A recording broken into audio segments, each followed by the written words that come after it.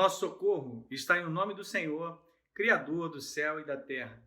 Acolhemos a todos em nome do Pai, do Filho e do Espírito Santo, aqueles que se achegam nesta hora, neste culto da manhã, para adorar e bendizer o nome do Senhor. Acolhemos, assim, para que você bendiga o seu santo nome, para que você, em unidade do corpo de Cristo, que se reúne nesta hora, mesmo que virtualmente, a bendizer e adorar aquele que é único, digno de toda a honra e de toda a glória.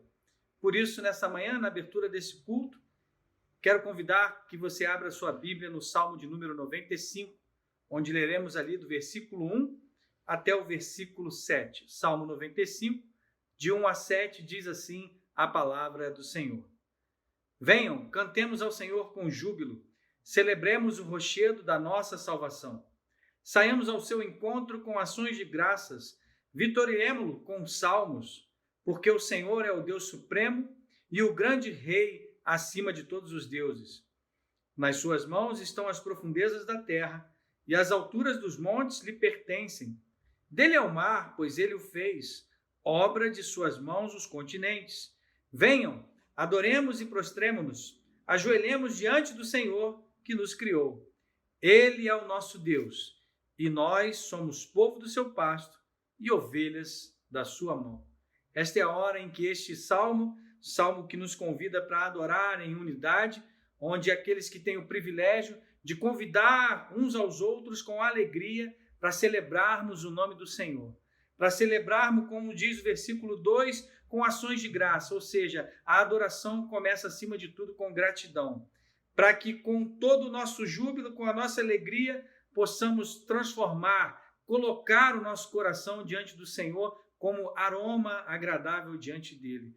Por isso, faça do seu cântico, faça da sua adoração, da sua celebração este momento com muita alegria, independente das circunstâncias. Faça desse momento uma poesia da sua vida, da sua alma completa ao Senhor, dizendo ao único que é digno de receber toda adoração, dizendo a ele que você o ama, dizendo a ele que ele é digno de todo louvor da sua vida, de toda a experiência que você tem passado nesses últimos dias, sabendo e confiando que ele é a sua rocha, que ele é a sua justiça. Vamos assim orar com o presbítero Ciance, a oração de adoração ao nosso Deus. Bom dia, amada igreja, a graça e a paz de nosso Senhor e Salvador Jesus Cristo. Vamos agora estar orando em adoração ao nosso Deus. Gostaria de, nesse momento, dizer ainda da grande saudade que estou sentindo de cada um dos irmãos, que Deus abençoe a vida dos amados, da sua especial das famílias. Vamos orar ao Senhor, convido a você agora a fechar seus olhos, curvar sua cabeça, oremos em adoração ao nosso Deus. Senhor Deus, bendito Pai, querido, Criador dos céus e da terra, do mar e de tudo que neles há, Senhor, nós te louvamos, Senhor, pela tua criação, porque criaste tudo de uma forma assombrosamente maravilhosa, Senhor, cujos céus e a terra, Senhor, proclamam a tua glória e o firmamento anuncia as obras das tuas mãos, Senhor. Te louvamos, ó Deus, porque tu és sempre eterno, tu és um Deus maravilhoso, todo santo, Pai, Deus digno de toda a nossa adoração, Senhor, Deus que nenhuma palavra ou quaisquer títulos podem compreender a tua majestade, a tua soberania, a tua glória, e muito bem cuidou o tetragrama hebraico, Senhor. E nós te louvamos, Senhor, porque somente pela graça, pelo sangue vertido no Calvário, por teu Filho Jesus Cristo, por nossas vidas, nós podemos te chamar Senhor. O Deus, o grande eu sou o que sou, aquele que era, que é e que há de vir. Oh Deus, obrigado porque tu é um Deus onisciente, onipotente e onipresente, que subsiste nas pessoas do Pai, do Filho e do Espírito Santo, digno desse culto, digno da adoração das nossas vidas, digno de ser louvado, cantado, Senhor, em todos os povos, raças, tribos e nações, porque tu és o único Deus verdadeiro, Deus das nossas vidas, o Deus dos antigos, Senhor. Nós te agradecemos, Pai, porque tu és bendito, maravilhoso, todo santo, Pai. Recebe, Senhor, a adoração dos nossos corações, esse culto que é teu e somente a ti pertence. Recebe, Senhor, porque a tua igreja agora se prostra diante da tua majestade. Senhor, te entrega esse culto, rogando, Senhor, que ele chegue à tua presença. Sabemos que somos imperfeitos, Senhor, mas contamos com a mediação do teu Santo Espírito e com a presença bendita de Jesus, nosso advogado, aquele que intercede por nós, Senhor. Assim nós te agradecemos, pedindo que tu venhas, Senhor, abençoar a cada família da tua igreja, a cada um de nós e aqueles que nos ouvem nessa hora.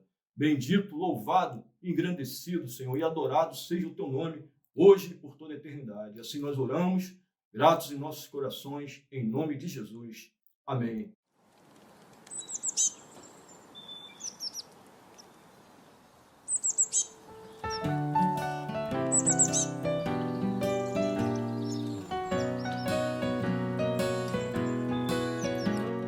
De todas as tribos, povos e raças, muitos virão te louvar. De tantas culturas, línguas e nações, no tempo e no espaço, virão te adorar. Bendito seja sempre o Cordeiro, Filho de Deus, raiz de Davi.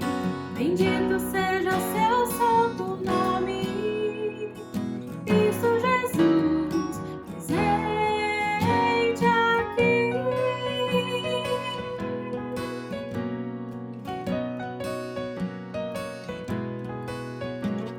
Remidos, comprados, grande multidão, muitos virão te louvar.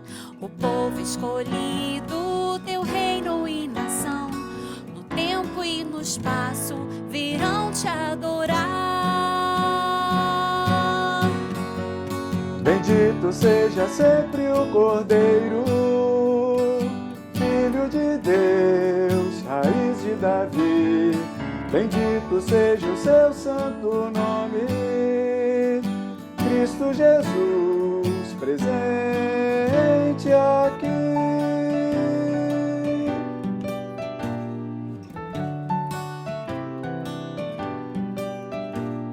E a nós só nos cabe tudo dedicar, oferta suave ao Senhor. Dons e talentos queremos consagrar, e a vida no teu altar, pra teu louvor. Bendito seja sempre o Cordeiro, Filho de Deus, raiz de Davi. Bendito seja o seu santo nome, Cristo Jesus, pra sempre aqui. Bendito seja sempre o Cordeiro, Filho de Deus, raiz de Davi.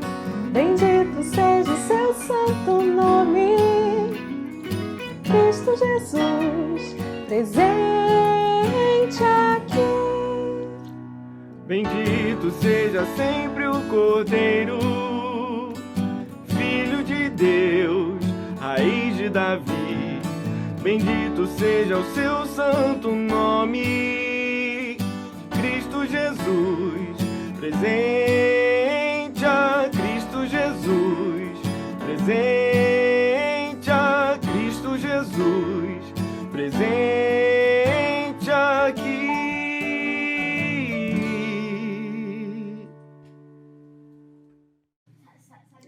Amados, graça e paz. O texto de 2 Coríntios, capítulo 5, versos de 18 a 21, diz assim: Ora, tudo provém de Deus, que nos reconciliou consigo mesmo por meio de Cristo e nos deu o ministério da reconciliação, a saber, que Deus estava em Cristo reconciliando consigo o mundo, não imputando aos homens as suas transgressões, e nos confiou a palavra da reconciliação. De sorte que somos embaixadores em nome de Cristo, como se Deus exortasse por nosso intermédio em nome de Cristo. Pois rogamos que vos reconcilieis com Deus.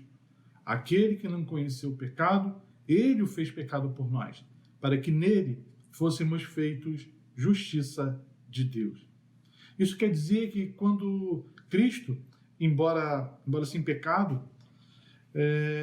em si mesmo, ele tomou sobre si o pecado do mundo como representante da humanidade.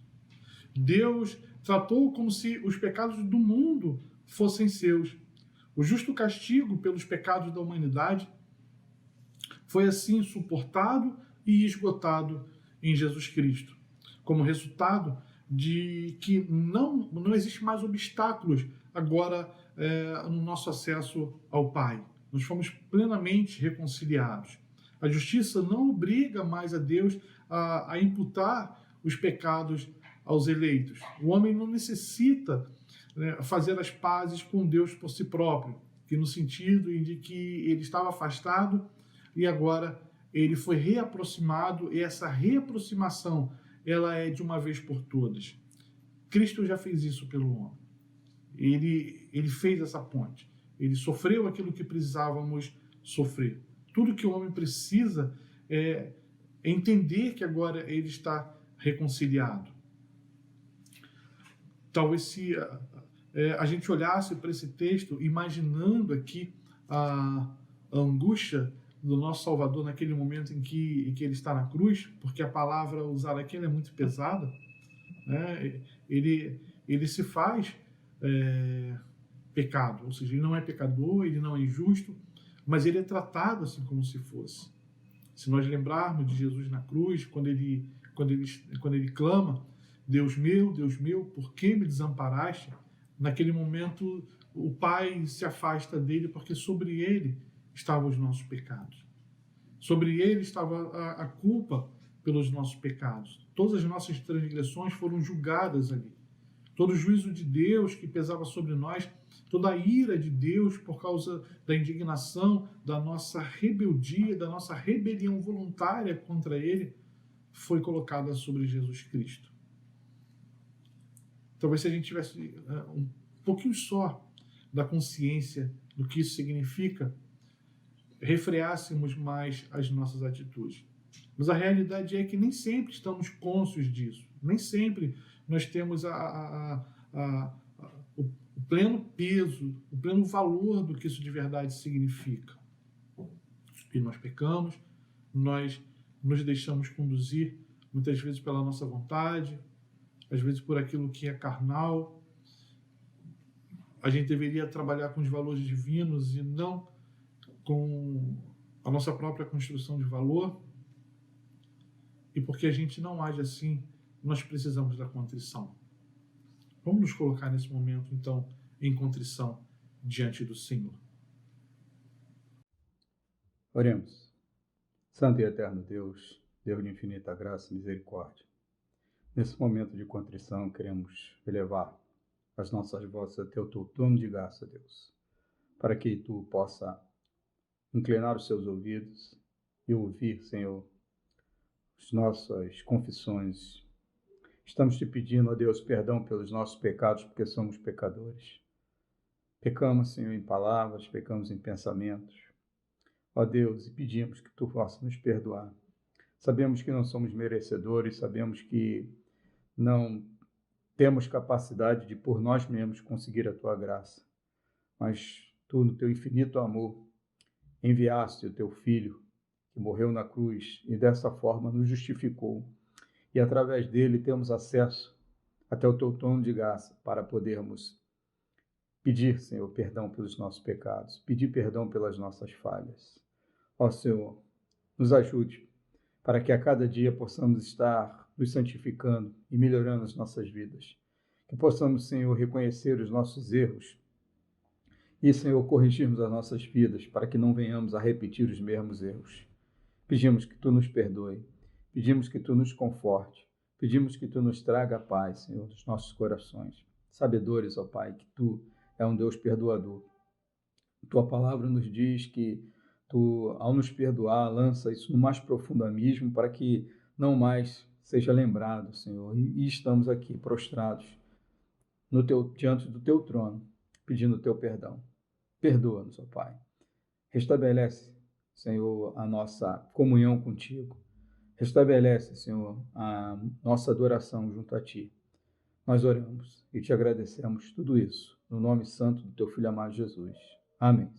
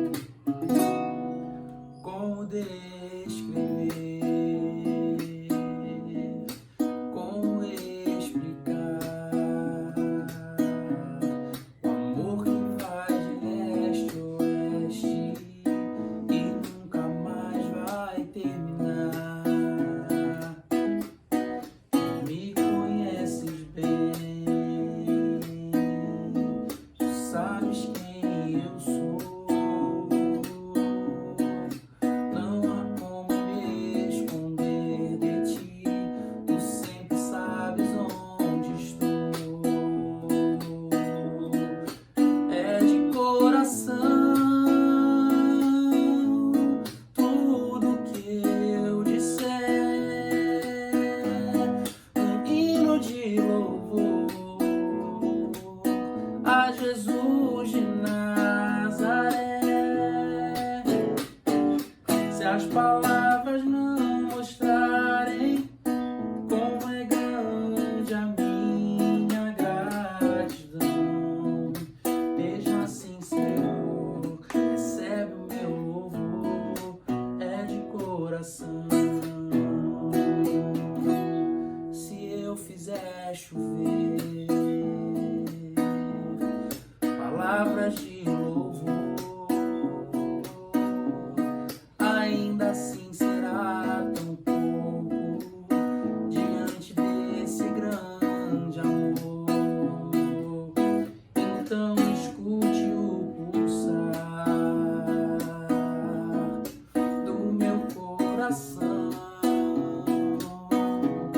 És o caminho, a vida e a verdade. Te dou a minha gratidão. É de coração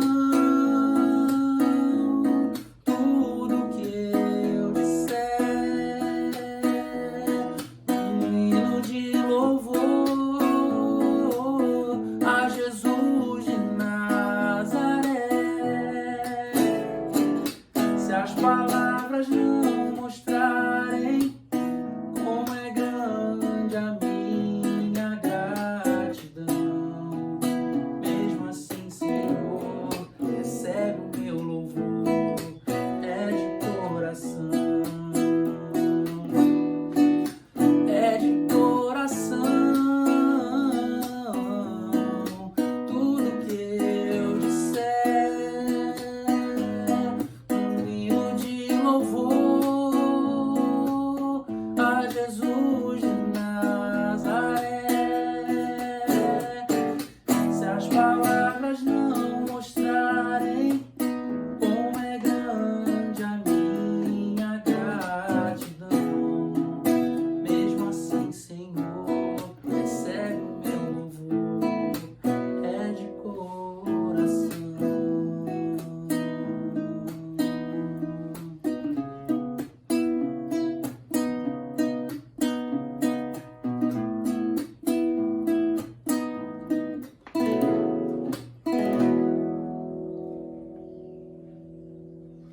Meus irmãos, nessa hora em que nós vamos interceder uns pelos outros, são várias as situações que nos levam à intercessão. A gente intercede por pessoas, a gente intercede por situações, por momentos. E, por exemplo, nós temos um exemplo bíblico em que Paulo, de uma forma muito sutil, no capítulo 16 da primeira carta aos Coríntios, a partir do versículo de número 10, que diz assim: E se Timóteo for, vede que esteja sem receio entre vós, porque trabalha na obra do Senhor, como também eu. Ninguém, pois, o despreze, mas encaminhai-o em paz, para que venha ter comigo, visto que o espero com os irmãos. Essa, por mais que pareça ser somente um conteúdo de uma carta, a gente percebe que Paulo aqui, ele intercede por seu amigo. Ele intercede por Timóteo, pedindo para que, quando as pessoas receberem Timóteo, receberem o bem, fazendo bem a ele, recebê-lo com carinho. Isso também é uma forma de intercessão. Intercessão é você fazer uma recomendação a outra pessoa, por um amigo, por um companheiro seu, como Paulo fez a Timóteo.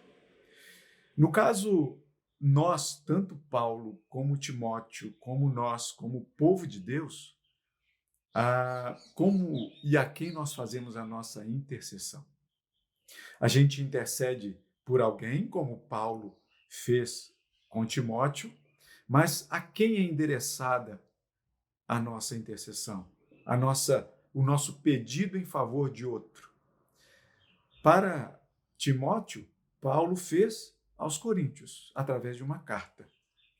Nós, nesse momento, fazemos a nossa intercessão pelo país, pela situação financeira do país, pela situação de saúde do país, pela situação de saúde dos indivíduos que nós conhecemos, familiares, amigos, conhecidos de conhecidos, que de repente a gente toma conhecimento.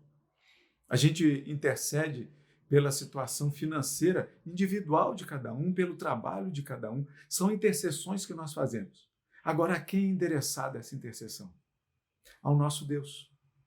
A gente intercede em favor do outro, mas em direção a Deus. Deus nos abre essa graça. Deus nos dá essa bênção de poder pensar no outro e orar por ele. E é o que nós vamos fazer agora, com uma oração de intercessão. Então, nessa hora, pense nos seus motivos de intercessão e ore ao Senhor por isso. Vamos orar ao Senhor. Tudo bem, irmãos? Graças a Deus por mais esse culto que o Senhor nos dá, graças a Deus por mais esse domingo. Graças a Deus que nós temos a internet que nos permite cultuar. Então, convido você a reclinar a sua cabeça e para esse nosso momento de intercessão. Vamos orar. Senhor Deus, nosso Pai, eu te peço agora por esse nosso momento do mundo, Pai. E te agradeço, porque graças ao teu Filho Jesus nós podemos nos dirigir diretamente ao Senhor em oração. Senhor, eu te peço, por favor, que o Senhor tenha piedade de nós, que o Senhor cuide de nós, porque estamos passando por um momento muito difícil, Senhor, e nós sabemos que o Senhor é soberano sobre todas as coisas. Nós sabemos que nada ocorre sem que o Senhor permita, e é por isso que nós pedimos pela sua misericórdia, Pai. Nós pedimos que o Senhor cuide do nosso mundo, que está passando por essa calamidade, por essa dificuldade, por essa pandemia, Pai. Ser com os países, ser com aqueles que estão encarando as dificuldades pessoalmente, individualmente, Senhor. Deus, eu te peço pelos nossos governantes, tanto do Brasil quanto dos demais países. Por favor, dê sabedoria para cada um, dê entendimento, Pai. Tem tantas vidas sob o poder desses homens, dessas mulheres. Por favor, que eles possam ser usados pelo Senhor nesse momento. E que de alguma forma também eles possam encontrar a tua graça, Pai. Eles possam te conhecer, aqueles que não conhecem, e aqueles que te conhecem possam ser usados ainda mais pelo Senhor nesse momento, Pai.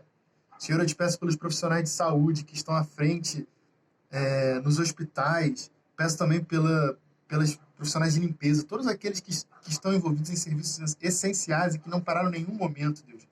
Preserva a sua saúde, preserva a sua integridade física, intelectual, psicológica, Pai, para que eles possam cumprir as suas funções, o seu chamado de maneira adequada, Deus.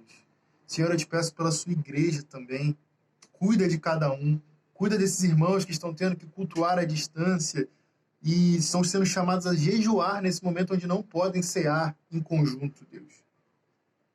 Senhor, olha pela igreja presbiteriana do Jardim Guanabara, Pai, que nós possamos utilizar os meios que nós temos para não esquecermos que somos uma igreja unida pelo Senhor, pela tua graça, Deus. Senhor, olha pela liderança da tua igreja, por todos os pastores, por todos os presbíteros, diáconos, os oficiais da igreja, Pai. Ser com cada um nesse momento, dando sabedoria de como gerenciar os valores que são determinados para a igreja, dando sabedoria também na forma como estão usando as redes sociais, usando as mídias digitais para pastorear, para andar com a sua igreja, Senhor. Ser com a liderança da igreja presbiteriana do Jardim, Pai. Dê sabedoria para cada pastor, para cada presbítero, para saber o exato momento de nós voltarmos a nos reunir presencialmente, para saber a forma correta e que glorifique o teu santo nome, Pai, para nós realizarmos os nossos cultos de maneira íntegra, saudável, que glorifique a Ti, Pai. Senhor, ser com cada irmão da nossa igreja, ser com aqueles irmãos enfermos, Pai, que podem estar encarando essa doença, podem estar encarando outros problemas de saúde também, no momento tão difícil de irmos até os hospitais, Senhor. Por favor, ser com cada um, cuide de sua saúde, ser com aqueles que estão cuidando desses irmãos também, e por favor, também ser com aqueles que perderam entes queridos nesse momento, Senhor. Consola o coração deles e aqueles que não te conhecem, Pai, que possam vir a te conhecer. Porque o Senhor é soberano sobre a nossa felicidade, também é soberano sobre a dor em momentos de dificuldade. É isso que a gente pede, Pai. É isso que a tua igreja hoje está de joelhos pedindo ao Senhor. Em nome do nosso Senhor Jesus Cristo. Amém. Amém. Igreja, bom culto a todos. Deus abençoe a cada um. Eu saúdo a todos com a graça e a paz de Cristo nesse culto maravilhoso, culto matutino que dedicamos ao Senhor, porque a Ele é toda a honra, toda a glória e todo o poder. Obrigado por poder permitir de entrarmos na sua casa nessa manhã maravilhosa, para podermos compartilhar a palavra do Senhor. E nesse momento vamos falar sobre dízimos e ofertas. E eu convido os irmãos a abrir a palavra do Senhor no livro de Provérbios, capítulo 3, onde leremos os versículos de número 9 e número 10. Diz assim a palavra do Senhor em Provérbios, capítulo 3, a partir do versículo 9. Honra o Senhor com os teus bens e com as primícias de toda a tua renda, e se encherão fartamente os seus celeiros, e transbordarão os vinhos os teus lagares. Essa é a palavra que o Senhor nos traz nesse momento para refletirmos. E parece que esse texto nos sugere uma troca. Se nós realmente dermos isso para o Senhor vai nos dar uma coisa. Ou seja, se nós oferecermos os nossos bens, o Senhor vai nos dar alguma coisa em troca. E o objetivo desse texto não é esse, como um momento de oferta e de dízimos também não é esse. É um momento onde nós derramamos aquilo que temos, aquilo que somos, aquilo que temos porque ganhamos do Senhor e devolvemos para Ele. Eis que quando fala aqui que o Senhor, que honra o Senhor com todos os teus bens, talvez nós, na nossa maneira de pensarmos, na maneira humana de pensarmos, vamos pensar em nosso carro, em nossa casa, na nossa conta bancária. Mas nós temos uma série de bens imateriais que não podemos tocar nele, que são bens intangíveis, que precisam ser contados aqui. A sua vida é um grande bem que você tem. O ar que você respira é um grande bem que você tem. Tudo aquilo que você pode realizar pela sua capacidade é um grande bem que você tem. Coisa que talvez o mundo não consiga nem tangibilizar, colocar um valor monetário sobre isso. Mas também sobre essas coisas, o Senhor é dono. Não só porque Ele é dono de todo o ouro e toda a prata, mas também porque Ele, na sua infinita sabedoria, nos criou. Ele nos soprou vida. Do pó nos fez, soprando alma vivente, e nos dando vida para que nós possamos adorá-lo, bendizê-lo em todas as nossas atitudes. Por isso, sim, devemos honrar o Senhor com toda a nossa vida, devemos dedicar a Ele, porque se nós temos alguma coisa é porque primeiramente o Senhor nos deu, e Ele nos deu não somente para que nós pudéssemos estar fazendo uso dela, mas que nós principalmente colocássemos na mão do Senhor para servi-lo. E é isso que nós fazemos com nossos dízimos e nossas ofertas. O Senhor nos deu, primeiramente, o nosso salário, o nosso emprego, a nossa casa, a nossa vida. E eis que agora Ele nos pede que nós possamos dedicar um pouco de tudo isso para a obra dEle. E é isso que nós precisamos fazer a cada momento. É isso que nós precisamos fazer em nossa vida. Dedicar tudo aquilo que nós temos ao Senhor, honrando a Ele com todos os nossos bens, e com a primícia da nossa renda, sim, também, porque se temos a capacidade de tê-la, é porque o Senhor nos deu. E é isso que nós precisamos pensar, porque se o Senhor nos dá, é para podermos ajudar justamente aqueles que o Senhor não tem dado, não tem suprido, mas não tem suprido diretamente, mas tem nos preparado para podermos ajudar essa pessoa nesse momento de dificuldade. É isso que nós fazemos, por exemplo, na igreja com as cestas básicas. É isso que nós fazemos, por exemplo, quando um irmão tem alguma dificuldade específica e a igreja o socorre. Por isso temos o nosso Ministério de Misericórdia, que acompanha todas as necessidades da igreja para que nós possamos estar suprindo. Por isso, amados irmãos, eis que agora está aparecendo para você o número da nossa conta, para que você possa, como uma oferta voluntária ou como entrega do seu dízimo, você possa depositar nessa conta, para que o conselho da igreja possa utilizá-lo para honrar e glorificar o Senhor em nome de toda a igreja. Também está aparecendo no canto do seu vídeo superior um QR Code. Se você quiser, você pode apontar seu celular para ele com um aplicativo que lê QR Code e você poderá também estar tendo acesso a esses dados. Que Deus abençoe a sua vida. Vamos orar nesse momento, dedicando a nossa vida, dedicando nossos bens, dedicando nossos valores que estão sendo ofertados e os valores que são ganhos, porque o Senhor é dono de todo ouro e toda prata. O Senhor te deu e por isso nós devemos louvá-lo. Vamos orar com o presbítero Sérgio. Bom dia, amada Igreja do Jardim Guanabara. É uma honra poder participar do culto do Senhor nessa manhã de domingo. E agora vamos orar, agradecendo a Deus pelos dízimos e pelas ofertas trazidas pelo povo de Deus à sua casa. Oremos. Senhor, nosso Deus, nosso Pai, nós somos muito gratos a Ti, Senhor, pela oportunidade, Pai, que o Senhor tem nos dado de participarmos da Tua obra, Senhor, trazendo à Tua casa os nossos dízimos, nossas ofertas, para que haja mantimento na casa do Senhor, para que todos os compromissos da Tua igreja aqui no Jardim Guanabara possam ser honrados, Pai. E isso tudo, Senhor, para a Tua honra e para a Tua glória exclusivamente, Pai. Então eu te agradeço, Senhor, porque o Senhor tem levantado, Pai, servos fiéis que têm trazido à casa do tesouro, Pai, os seus dízimos, suas ofertas, têm demonstrado sua fidelidade, Pai. Apesar desse momento de dificuldade que temos enfrentado, mas não tem faltado, Pai, nada em nossas casas. Nós somos gratos a Ti, Pai, porque Tu tens nos sustentado, Deus, tanto materialmente e principalmente, Pai, espiritualmente. Muito obrigado pelo sustento, Pai, que o Senhor tem promovido em nossas vidas e continua nos abençoando, Pai, nos dando essa oportunidade maravilhosa de podermos trazer à Tua casa os dízimos e as ofertas, Pai. Obrigado, orienta, Pai, e abençoa o conselho da Tua igreja, Pai, para que esses recursos possam ser usados única e exclusivamente no Teu trabalho, na Tua obra, Pai, para que vidas sejam alcançadas. Obrigado, Senhor, porque o Teu povo tem se mostrado fiel, Pai. E apesar de não estarmos nos reunindo, Pai, presencialmente, mas estamos em comunhão e temos ofertado, Pai, temos trazido nossos dízimos à Tua casa, Pai, por meio de transferências, por meio de depósitos, enfim.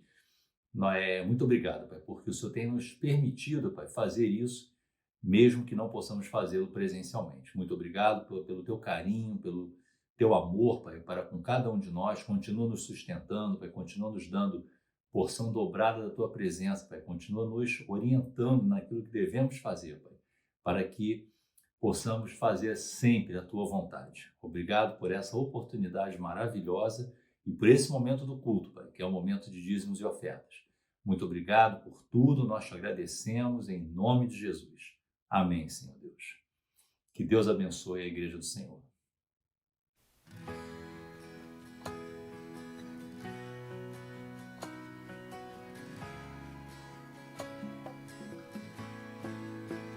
Eis-me aqui outra vez, diante de Ti abro meu coração, meu clamor, Tu escutas e fazes cair as barreiras em mim. És fiel, Senhor, e dizes palavras de amor e esperança sem fim ao sentir o Teu toque.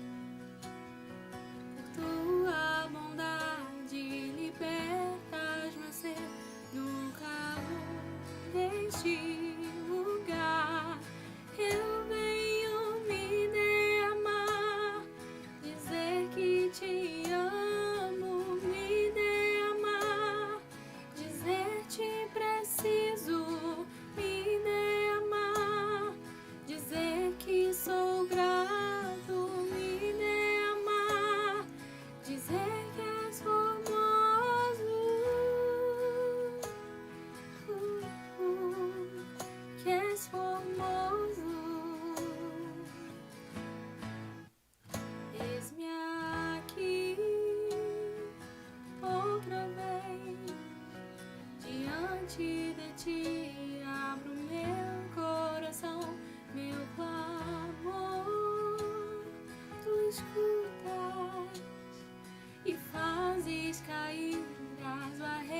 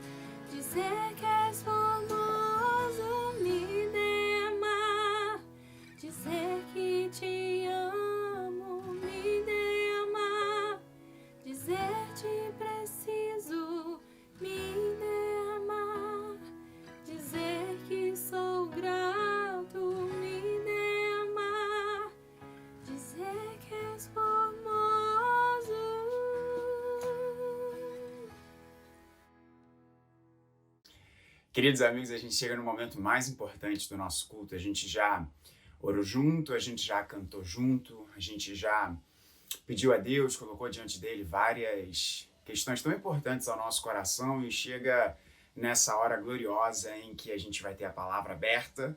A gente vai continuar na nossa série de Marcos e teremos um dos textos mais famosos e mais importantes dos evangelhos, a tão conhecida Confissão de Pedro, a confissão da igreja. Então, o nosso pastor Vladimir, meu pai, vai nos instruir na palavra do Senhor nessa manhã e eu convido você a se juntar à minha oração nesse momento mais uma vez. Vamos orar?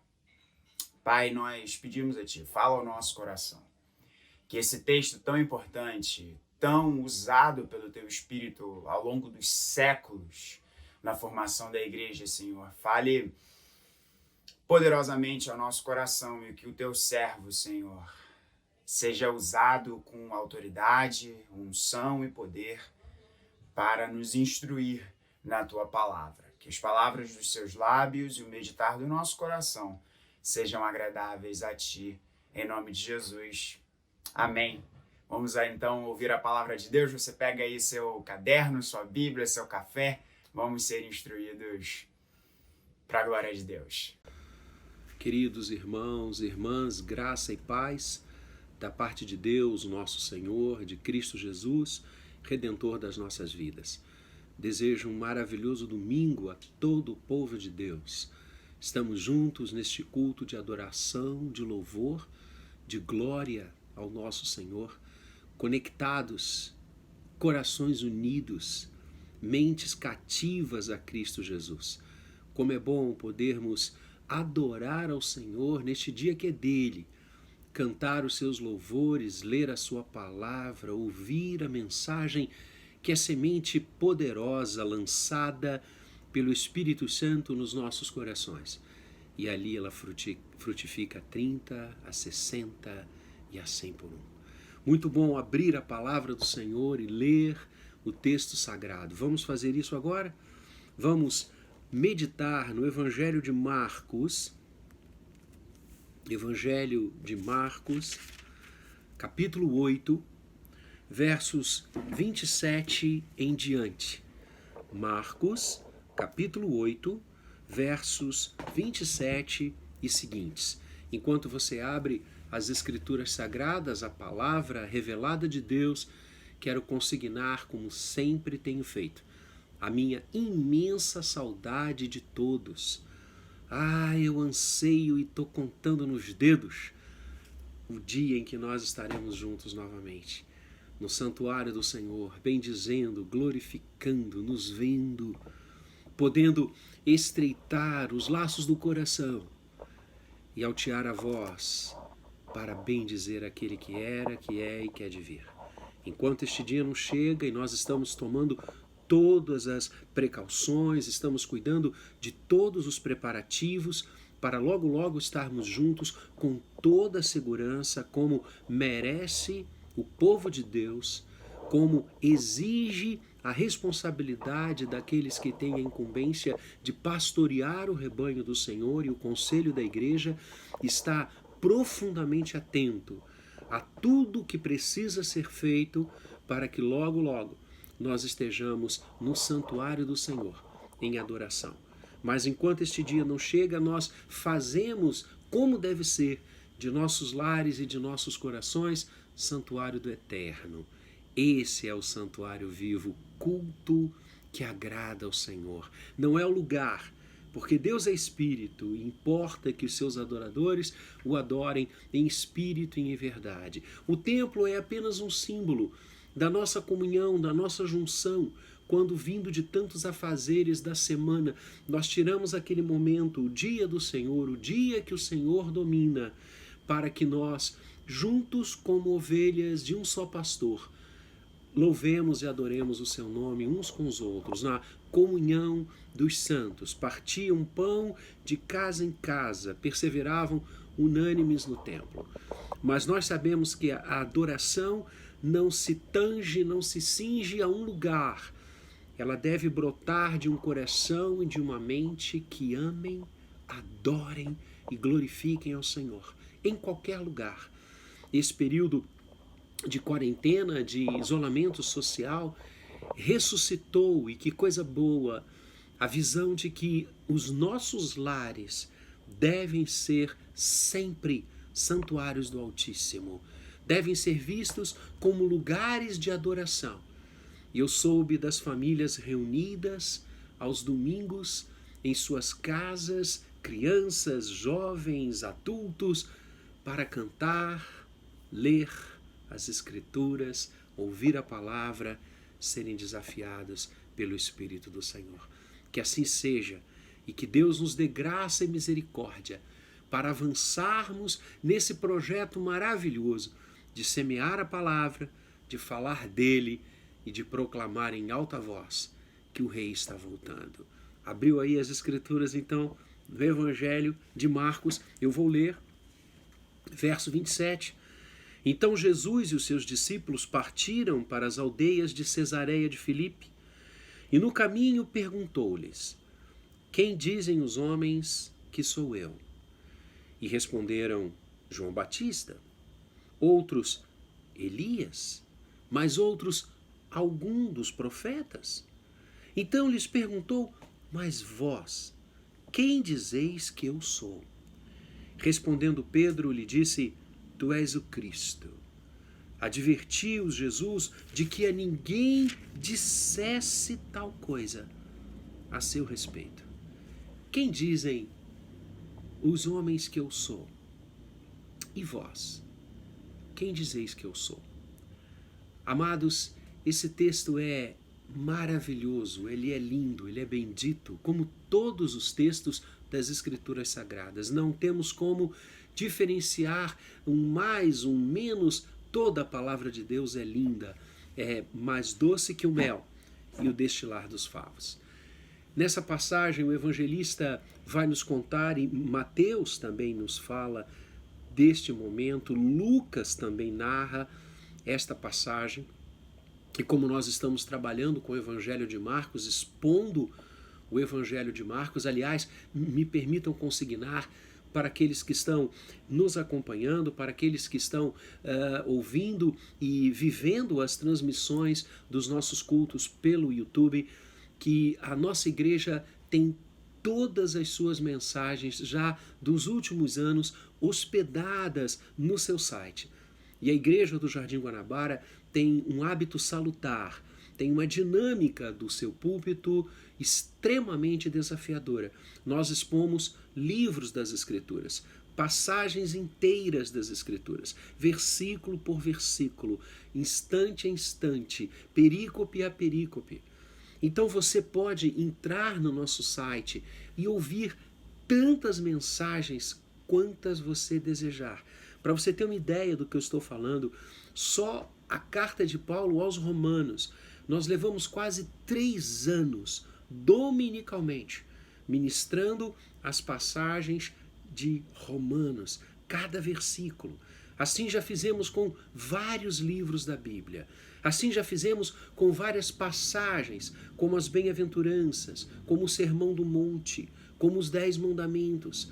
Então você ali tem uma profusão de mensagens maravilhosas do coração de Deus para você e que você pode ouvir e partilhar com seus amigos. Vá ao nosso site, baixe as mensagens, escute a voz de Deus ao seu coração e tenho certeza, você irá ganhar muito, você irá crescer na presença do Senhor. Então, como nós estamos expondo Marcos, nós vamos ficar com a passagem como o evangelista nos conta e nós acabamos de ler. Jesus está andando com seus discípulos, ele está caminhando depois de todos aqueles eventos que nós partilhamos no capítulo 7 e no início do capítulo 8, as curas, multiplicação dos pães, ministração abençoadora, e ele agora novamente toma com seus discípulos a estrada. E eles estão indo para as aldeias de Cesareia de Filipe. E no caminho, durante aquela jornada, na intimidade de Jesus com os seus discípulos, o que era muito raro, E nós temos visto no próprio Evangelho de Marcos como as multidões se acercavam de Jesus, como as multidões iam atrás dele, ouvindo onde ele estava, correndo ao seu encalço. Era muito difícil o Senhor ter um momento como este aqui. Ele e os seus discípulos, ele e o colegiado apostólico, aqueles que diuturnamente aprendiam, ouviam, viam o seu ministério, escutavam as doces palavras do reino e contemplavam todas as maravilhas que Jesus fazia e ensinava. E o Senhor lhes dá uma incumbência, a incumbência de uma resposta. Jesus diz: quem os homens dizem que eu sou? Enquanto vocês estão indo às cidades, enquanto vocês estão atendendo estes que nos seguem, ouvindo as suas falas, ouvindo os seus discursos, o que eles dizem de mim? Qual é a imagem que eles têm de mim? Quem dizem os homens que eu sou? E eles responderam ao Senhor Jesus. E é interessante que no verso 28, você tem a resposta dos discípulos. E eles responderam, uns dizem que és João Batista, que teria ressuscitado e agora vindo em Jesus realizar tantas coisas. Outros Elias, numa referência ao Antigo Testamento, quando a palavra do Senhor diz que no fim dos tempos e nos últimos tempos virá novamente o profeta Elias, falando do ministério profético. Um outro profeta como Elias, é o que a passagem esclarece e ensina. Alguns dos profetas, havia uma crença muito grande na época e na contemporaneidade dos dias do Senhor Jesus como verbo encarnado, que João Batista e o próprio Senhor Jesus trariam novamente a força do profetismo, que foi um momento apicial na história de Israel, o momento dos profetas. E eles então trariam novamente esta fase áurea, a fase dos grandes profetas. Vejam que são respostas enobrecedoras. Enobrecedoras. João Batista, um homem que marcou a sua geração, que marcou os seus dias. O Senhor Jesus vai dizer de João Batista que dos nascidos de mulher, ninguém é maior do que ele. Elias, um profeta que praticamente divide esse momento maravilhoso do profetismo em antes e depois dele. Um homem que marca o Antigo Testamento, que marca a história de Israel, a ponto das Escrituras falarem que nos últimos tempos viria um profeta tão poderoso como Elias, ou seja, de tamanho impacto na sociedade. Alguns dos profetas, numa referência àqueles que traziam a palavra de Deus para os homens, respostas enobrecedoras, mas respostas equivocadas. Então vejam, queridos, e esse é um dos pontos primeiros que eu quero destacar, é que a resposta dos homens, aqui exemplificada pelas falas dos discípulos, elas podem ser elogiosas em relação a Jesus, mas profundamente equivocadas. Porque sim, o Senhor é um grande profeta, não há dúvida. Lembremos que a figura do profeta não é a figura daquele que adivinha os tempos, que traz a mensagem do amanhã. O profeta é aquele que adivinha o que vai acontecer. Não!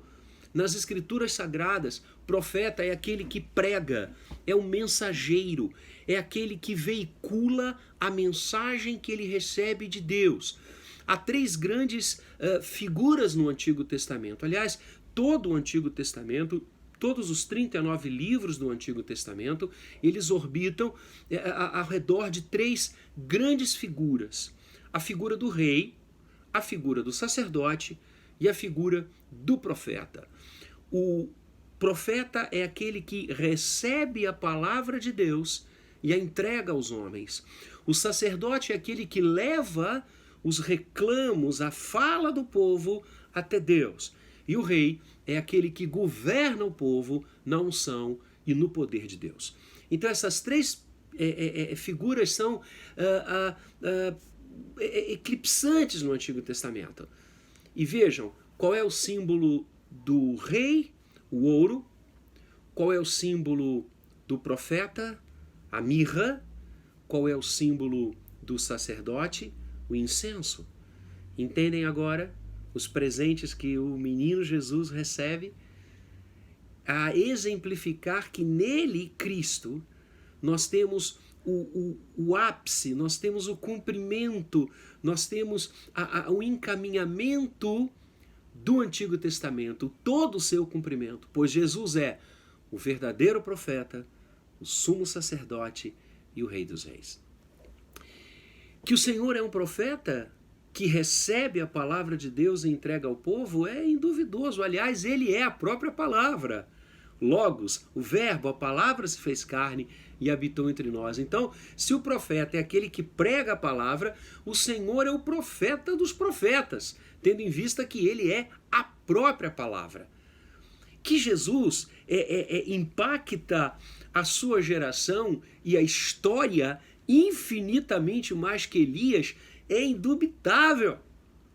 E que o Senhor está na sequência, e porque João Batista é o precursor do seu ministério, aquele de quem João falou, não sou digno de desatar-lhe as sandálias, também é inequívoco.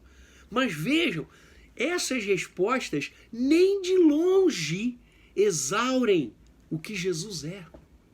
Então, quando eu ouço hoje e vejo hoje pessoas muitas vezes até bem intencionadas falando do Senhor Jesus, é um grande mestre, um grande educador, um filósofo sem igual.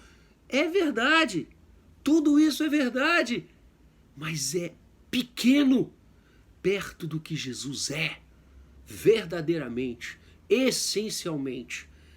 Porque reparem, após essas respostas, que e não obstante serem elogiosas, nem de longe, insisto, esgotam a pessoa de Jesus e o que ele é. Ele é muito mais do que um mestre, muito mais do que um grande profeta, muito mais do que um homem que impacta as gerações e divide a história. Ele é muito mais do que um homem que ensinou bem e fez o que era bom. Ele agora particulariza essa pergunta para os discípulos. Olha que coisa linda. Verso 29, então lhes perguntou, mas vós, quem dizeis que eu sou? E ele agora parte do genérico, o que as pessoas falam de mim, para o objetivo. Vocês que estão comigo, que andam comigo, vocês que diuturnamente me acompanham, que me escutam, que veem o que eu estou falando e fazendo, para vocês, quem eu sou. E Pedro, líder do colegiado apostólico, aquele que em vários momentos do Evangelho toma a palavra primeira, ele vem até Jesus, se coloca diante de Cristo e diz, tu és o Cristo. Tu és o Cristo. Amados, esse é o ponto. E é exatamente isso, é esta confissão de Pedro que eu quero trazer a mim e a você nesta manhã. Tu és o Cristo. O que Pedro ali faz, o que Pedro revela, e quando Mateus escreve sobre esta passagem, sobre este momento de Jesus com os seus apóstolos, Mateus vai dizer que Pedro vem à frente e diz, tu és o Cristo, o Filho do Deus vivo.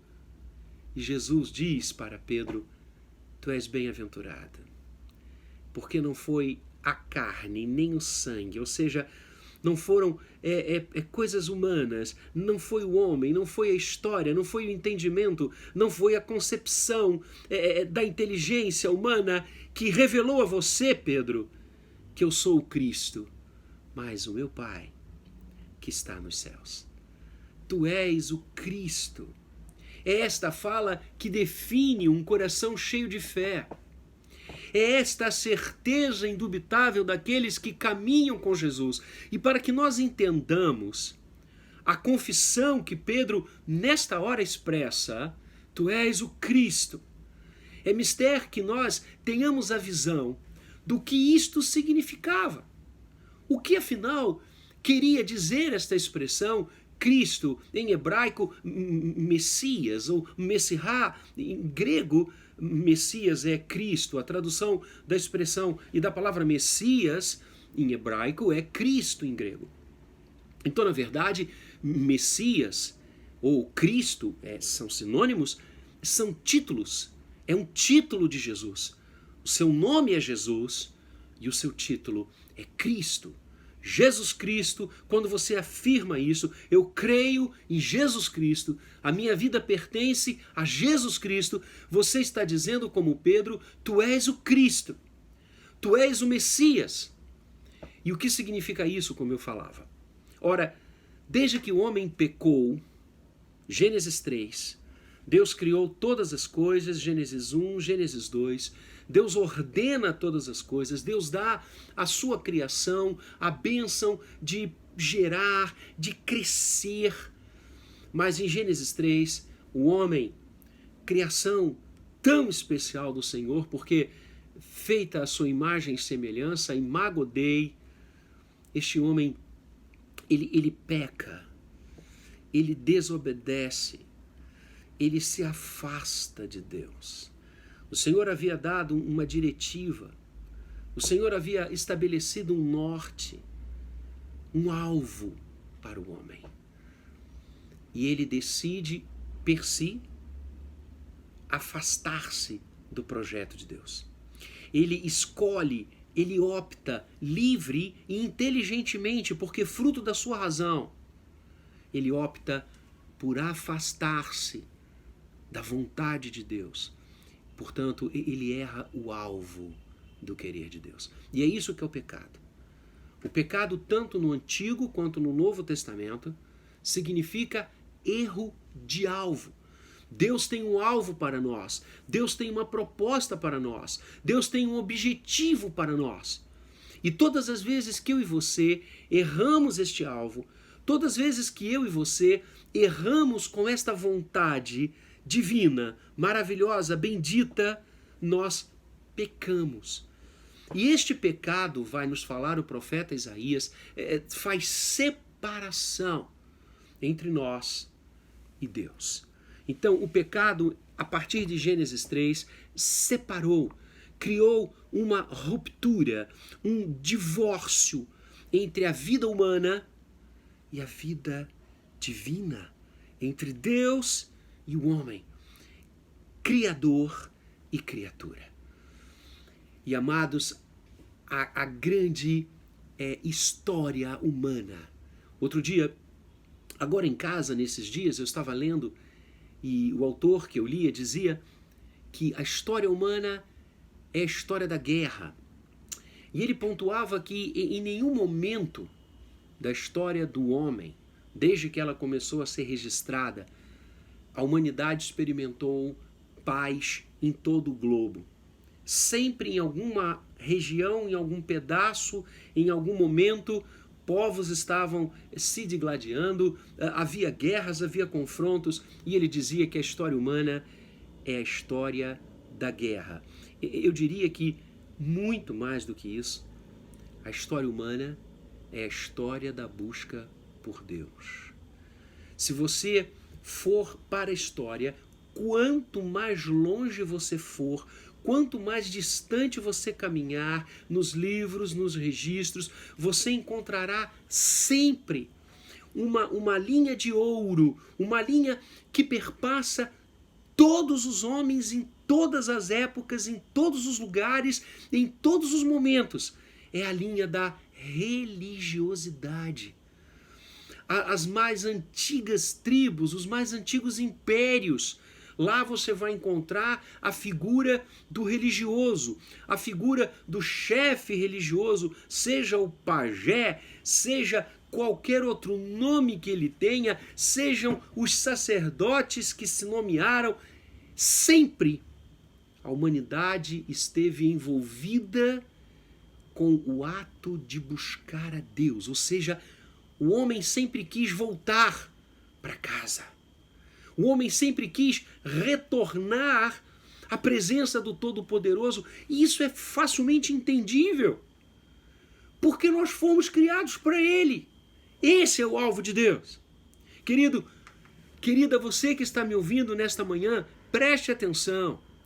O alvo de Deus ao criar você foi para que você vivesse nele, para Ele, em comunhão intensa com Ele, diária, permanente. Esse é o alvo da nossa vida. Todas as outras coisas, absolutamente todas as outras coisas, estudar, se formar, casar, constituir família, exercer profissões, tudo isto é consequência do dom primeiro da vida que o Senhor nos deu, que é viver para Ele. E os grandes teólogos do passado vão construir, analisando esta linha, esta história que perpassa toda a humanidade, que Deus nos criou para Ele.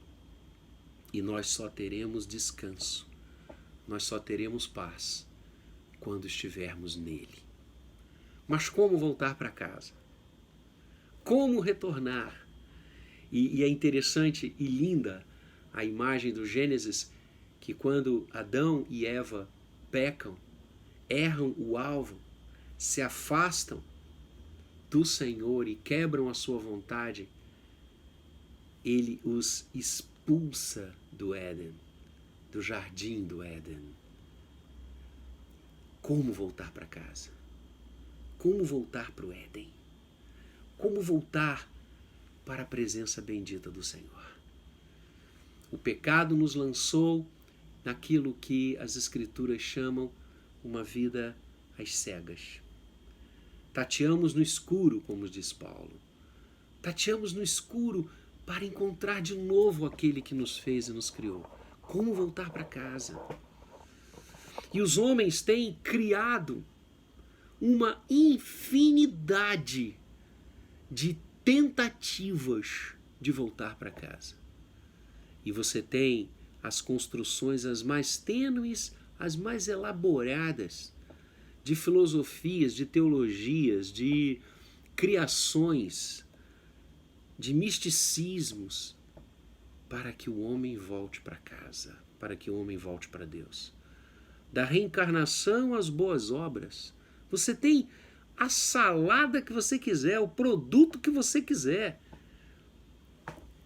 Só há uma forma de voltarmos para casa. Só há uma forma de voltarmos para Deus. Se Ele mesmo vier nos buscar.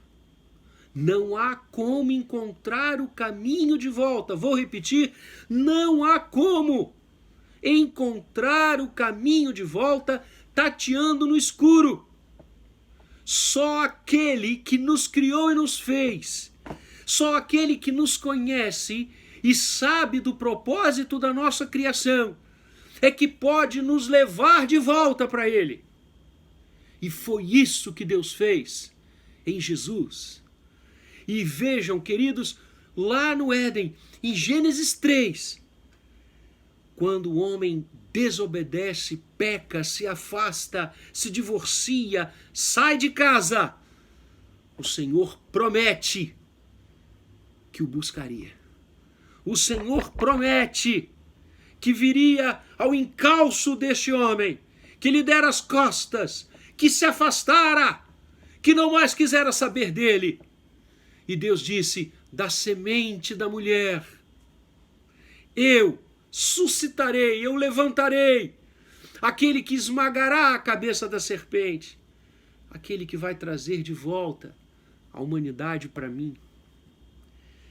E esta promessa de Deus em Gênesis 3,15, que o grande reformador Martinho Lutero chamava do proto-evangelho, o povo de Deus creu nesta promessa, porque ali Deus prometia o Salvador, o Redentor, aquele que viria para nos levar de volta para casa.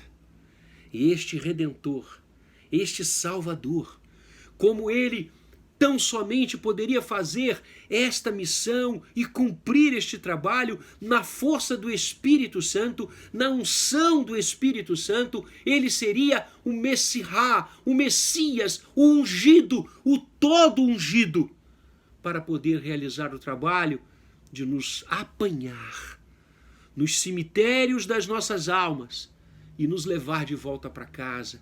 Só ele, sendo o todo ungido, o Messias, o Cristo, é que ele poderia nos tirar do império das trevas e nos transportar para o reino do Filho do seu amor. Ah, queridos, e foi isso que Deus fez. Prometeu a vinda do Messias durante todo o Antigo Testamento. O Pentateuco fala do Messias, os livros históricos falam do Messias, os livros de sabedoria falam do Messias, os livros proféticos falam do Messias. Alguns profetas parecem contemporâneos do Senhor Jesus, tal a nitidez, tal a concretude, tal o quadro límpido que eles falam de Cristo. E o povo creu nesta promessa que diariamente eles aguardavam, que de tempos em tempos era renovada por Deus. E Deus vai renovar esta aliança com os patriarcas, com os reis, com o seu povo, em N passagens do Antigo Testamento. Até que, numa noite onde os pastores estavam cuidando dos seus rebanhos no campo, um grupo deles, um grupo que estava nas cercanias de uma vila, de uma pequena cidade, um lugarejo pequeno chamado Belém. E aquele grupo estava próximo a Belém, nos campos, cuidando de suas ovelhas, guardando-as. E eles viram a noite transformar-se em dia, porque os céus se abriram e a glória do Senhor inundou onde eles estavam. E eles, atônitos, olhando para os céus, viram um exército de anjos descendo até onde eles estavam. E um deles disse: não temam, não temam. Eis que nós estamos aqui, este exército de anjos está aqui para dizer a vocês uma boa notícia. E a palavra boa notícia em grego é evangelion. Nós estamos aqui para trazer o evangelho, trazer a maior das notícias, a notícia mais alegre, mais feliz, mais impactante que vocês podem ouvir. A notícia de que hoje vos nasceu na cidade de Davi o Salvador, Cristo, o Senhor. Corram! Corram para vê-lo! E os profetas que ali estavam, porque recebem a palavra e vão falar com o povo, aqueles pastores são os profetas do nascimento, os profetas do Natal, os profetas do cumprimento da promessa de Deus. Eles correm e encontram a criança envolta em faixas numa manjedoura, e dali eles saem para proclamar: os nossos olhos viram o Cristo. Ah, amados, quem dizem os homens que eu sou? Tu és o Cristo. Esta é a palavra da fé, esta é a confissão que denota a nossa paixão pelo Senhor. Cristo, Jesus Cristo, é o cumprimento da promessa de Deus. Jesus é o Cristo de Deus, aquele que veio para buscar e salvar o que se havia perdido, aquele que veio para nos trazer de volta a casa, aquele que veio para tomar as nossas mãos. Estávamos perdidos, errantes, no pecado, na culpa, na miséria espiritual, cegos, completamente cegos às coisas de Deus.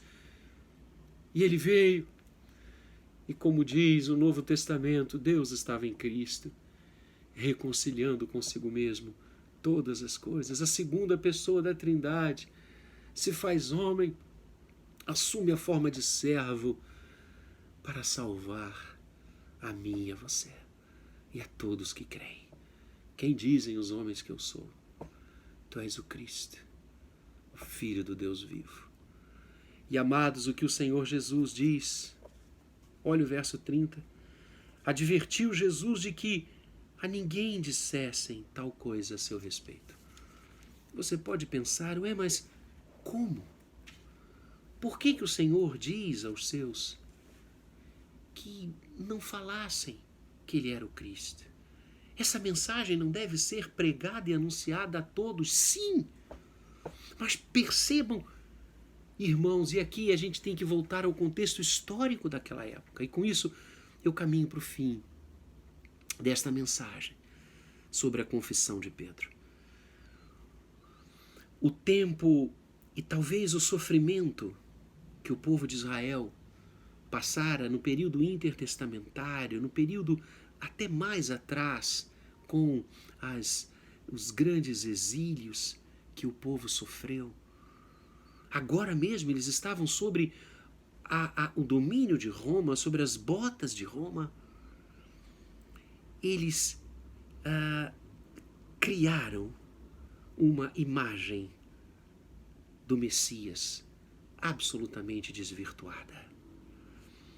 Havia muita gente, mas não eram poucos, que criam no Messias político, no Messias que restauraria a era salomônica, num Cristo que tiraria e libertaria Israel do mando de Roma e de qualquer outro povo poderoso, que libertaria o povo das suas amarras políticas e históricas. Um Cristo político. Por isso Jesus diz, esperem. E olha que lindo quando ele avança no verso 31. Então começou ele a ensinar-lhes que era necessário que o Filho do Homem, aquele integrante da raça humana, Jesus se fez homem, o Verbo se fez carne e habitou entre nós, o Filho do Homem, título messiânico, em Daniel, sofresse muitas coisas, fosse rejeitado pelos anciãos, pelos principais sacerdotes e pelos escribas, fosse morto e que depois de 3 dias ressuscitasse. Aqui, Jesus mostra a missão real e verdadeira do Cristo de Deus, que não era montar num cavalo branco, o símbolo do Império Romano e do poderio romano, nem entrar pelas ruas de Jerusalém sendo aclamado como libertador político, mas a cruz era a sua missão. Porque a cruz é o único lugar no sangue de Cristo, onde a reconciliação entre Deus e o homem se faz de forma completa, na cruz, no Calvário, na entrega do Senhor como Cordeiro de Deus, que tira o pecado do mundo. O Senhor inicia esse texto perguntando aos seus, quem dizem os homens que eu sou? E na resposta elogiosas, mas equivocadas, você percebe como podem haver imagens tão distorcidas sobre o Cristo de Deus e a sua missão. Jesus ensina aqui que a sua tarefa era a redenção do homem. Era ir à cruz, ser morto e ressuscitar ao 3º dia. Ali a nossa redenção aconteceu. Eu levantarei da semente da mulher aquele que irá pisar na cabeça da serpente. Esse é o Cristo de Deus. Esse é o Redentor dos homens. Este é o Salvador. Este é o único caminho, a única verdade e a única vida. Como voltar para casa? Reconhecendo que Jesus é o Cristo. Mas não o Cristo das invenções humanas, não o Cristo das prosperidades vazias, mas o Cristo que vai ao Calvário, que se entrega por nós, que derrama vicariamente a sua vida por nós, ou seja, no nosso lugar. Aquele que se dá para que eu e você pudéssemos voltar para casa. Aquele que estende a sua mão, toma a nossa e nos traz de volta. Quem vós dizeis que eu sou?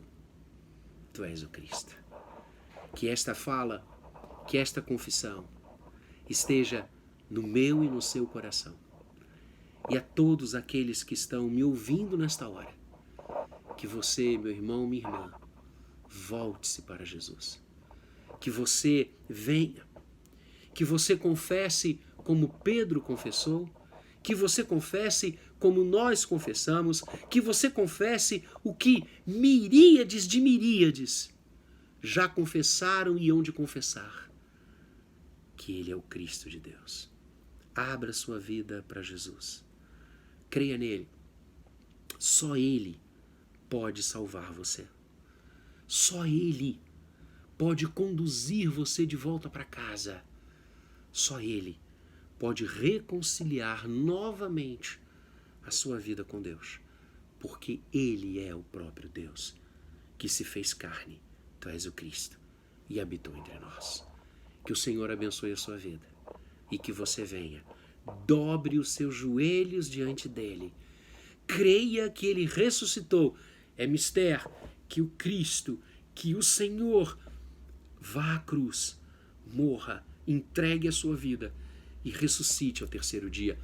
Creia no seu coração que Jesus ressuscitou e com seus lábios e com a sua vida confesse que Ele é Senhor.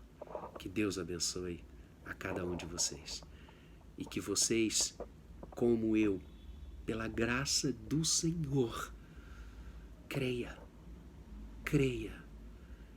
que aquele a quem Israel rejeitou, aquele a quem tantos rejeitaram e rejeitam, Deus o fez Senhor e Cristo. Quem dizem os homens que eu sou? Tu és o Cristo.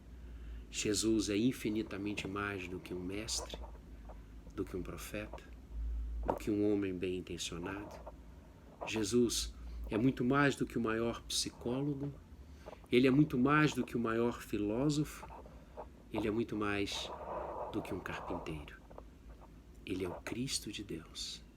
Aquele que nasceu em Belém para que eu e você tivéssemos vida e vida em abundância.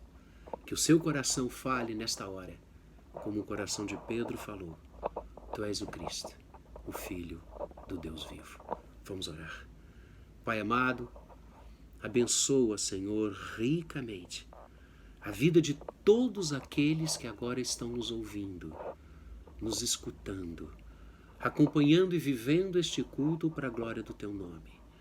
Abençoa, Pai, esses corações e que os nossos corações estejam quedados diante de Ti e que nós abramos os nossos lábios hoje e sempre e por toda a eternidade, afirmando e confessando: Tu és o Cristo, o Filho do Deus vivo. Ó Senhor Jesus, obrigado porque viestes nos salvar. Obrigado porque viestes tomar-nos pelas mãos e conduzir-nos de novo para a nossa casa, para o nosso lar, na presença do Eterno, da Trindade bendita, augusta e soberana. Obrigado, Senhor Jesus, porque fostes à cruz, ali entregastes a tua vida e a reassumistes no terceiro dia. Obrigado pela tua ressurreição, que nos fala da tua vitória, que nos fala do sim de Deus para nós, que nos fala da redenção plena e perfeita. Ó Deus, abençoa todos que agora estamos aqui orando ao Senhor e que a nossa vida esteja contigo, ó Cristo de Deus. Assim oramos, para a glória do teu nome, Senhor Jesus. Amém e amém. Recebei a bênção e que a graça de Cristo Jesus, o único Redentor e Salvador, aquele que era, que é e que há de vir, que o amor eterno e imutável de Deus o Pai, a comunhão, o consolo, o fruto e a unção do Espírito Santo sejam derramados sobre vós e sobre todo o povo de Deus aqui agora e para todo sempre. Amém. Deus abençoe a sua vida, no nome de Jesus, o Cristo de Deus. Amém.